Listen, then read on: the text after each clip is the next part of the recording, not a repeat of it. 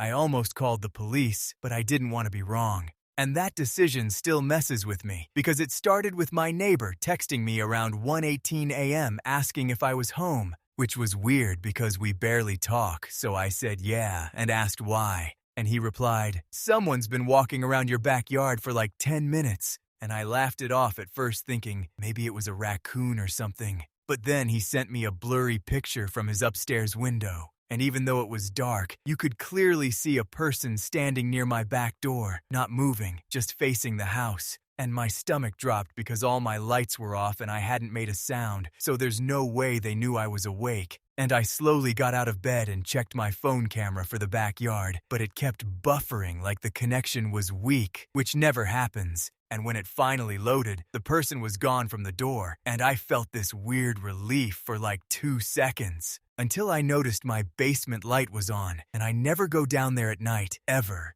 And I just stood there staring at the screen, trying to convince myself maybe I left it on earlier. But then, my neighbor texted again, "I don't see him outside anymore." And right after that, I heard something from downstairs. Not loud, just a soft thud, like something being set down carefully. And that's when it hit me that whoever was outside didn't leave. They got in, and I didn't move. I didn't make a sound. I just stood there holding my breath for what felt like forever until I finally called 911. And when the police came, they searched the whole house and told me it was clear, nothing missing, no signs of forced entry. But the next morning, on the inside of my basement door, there were muddy footprints leading up the stairs and stopping right before my bedroom hallway. So if you ever think you see someone outside your house, don't wait to call.